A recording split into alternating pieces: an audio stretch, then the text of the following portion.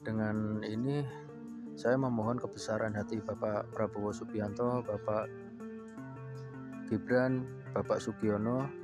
Mohon kebesaran hati Bapak untuk membantu mengakhiri kontrak saya tersebut dan dikembalikan hak kewarganegaraan saya untuk kembali ke Indonesia.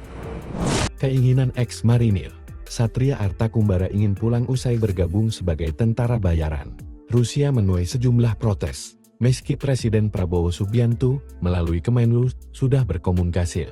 Diketahui, Satria mengaku bergabung tentara Rusia karena mencari nafkah semata dan tak ada upaya pengkhianatan kepada negaranya sendiri.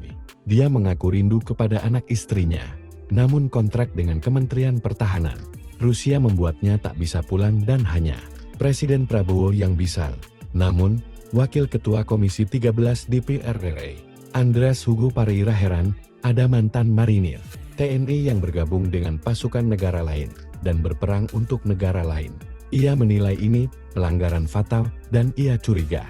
Pertama, ini pasti melanggar Sumpah Sabta Marga Prajurit. Yang kedua, sistem keprajuritan kita tidak mengenal tentara bayaran, kata Andreas, dikutip Selasa 22 Juli. Legislator PDIP ini meminta Kemlu menyelidiki lebih dahulu.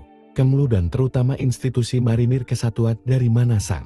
Marinir harus menyelidiki benar kasus ini sebelum membuat keputusan, ungkapnya. Sementara Wakil Ketua Komisi 1 DPR RI Dev Laksono menilai perlu kehati-hatian dan cermat dan berlandaskan prinsip hukum, nasionalisme, serta komitmen terhadap integritas kewarganegaraan Indonesia.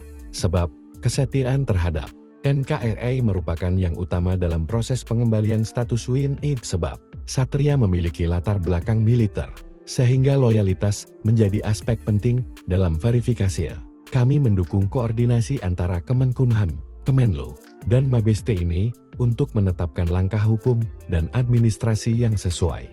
Prinsip kehati-hatian perlu diterapkan agar keputusan yang diambil tidak mencederai rasa keadilan masyarakat maupun prinsip kedaulatan negara, jelasnya. Sementara itu anggota fraksi PADN, Farah Putri Nahli, meminta bijak menyikapi permohonan Satria dan mengedepankan kepentingan nasional di atas pertimbangan lainnya. Penegakan supremasi hukum harus menjadi landasan utama, ujar Farhan.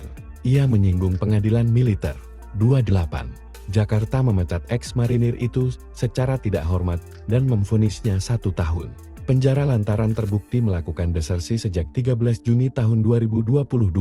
Keputusan ini disebut telah berkekuatan hukum tetap sejak 17 April tahun 2023. Hukum kewarganegaraan kita tidak mengenal dalih ketidaktahuan, terutama bagi mereka yang pernah bersumpah menjaga kedaulatan negara. Ini adalah soal penegakan aturan dan martabat bangsa, tegas Farhan. Ia heran dengan alasan tidak tahu dan sulit diterima dari seseorang yang pernah berikrar untuk setia kepada NKRI di atas segalanya. Sumpah prajurit dan Sabta Marga merupakan ikrar tertinggi seorang abdi negara, ujarnya.